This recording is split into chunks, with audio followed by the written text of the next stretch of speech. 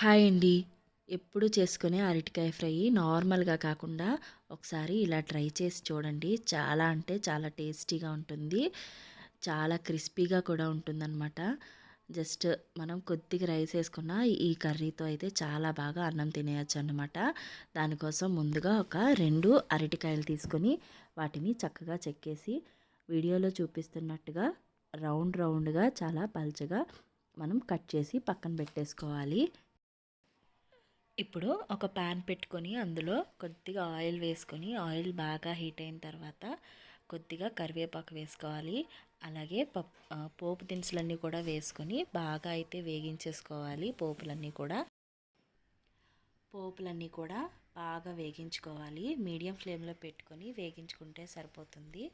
పోపులన్నీ బాగా వేగిన తర్వాత మనము ఆల్రెడీ తరిగి పెట్టుకున్న అరటికాయ ముక్కలు ఉన్నాయి కదా, వాటన్నిటిని కూడా అందులో వేసేసుకొని మీడియం ఫ్లేమ్లోనే కొద్దిగా సేపు అంటే ఒక 5 to 10 మినిట్స్ బాగా ఫ్రై చేసుకోవాలి.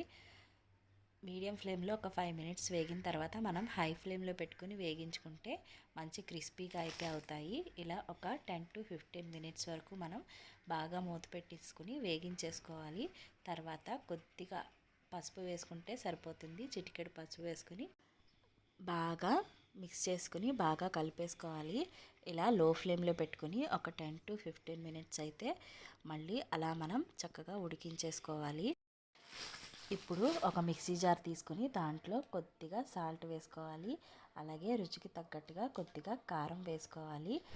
ఒక 5 నుంచి 6 వెల్లుల్లి రబ్బలు తీసుకొని మిక్సీలో వేసుకొని దాన్ని చక్కగా బరకగా మంచిగా పౌడర్ లాగా ఇలా ముద్దలా చేసేసుకొని పక్కన పెట్టుకోవాలి. ఇప్పుడు బాగా మగ్గిన అరటికాయ ముక్కల్లో మనం మిక్సీ చేసి పెట్టుకున్న ఈ కారం పొడిని అందులో వేసేసుకొని బాగా కలుపుకోవాలి. ఇది చాలా టేస్టీగా ఉంటుందన్నమాట. ఈ కారం పొడి మనం చల్లుకోవడం వల్ల కర్రీకి మంచి టేస్ట్ వస్తుంది, ఫ్రైకి. అలా బాగా కలిపేసుకున్న తర్వాత ఒక 5 మినిట్స్ మనం అలా కలుపుకుంటూ ఫ్రై చేసుకుంటే చాలా టేస్టీగా అలాగే క్రిస్పీగా అరటికాయ ఫ్రై అయితే రెడీ అయిపోయింది.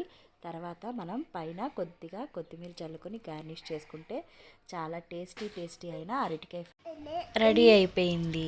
నా వీడియో నచ్చితే లైక్ చేయండి, షేర్ చేయండి.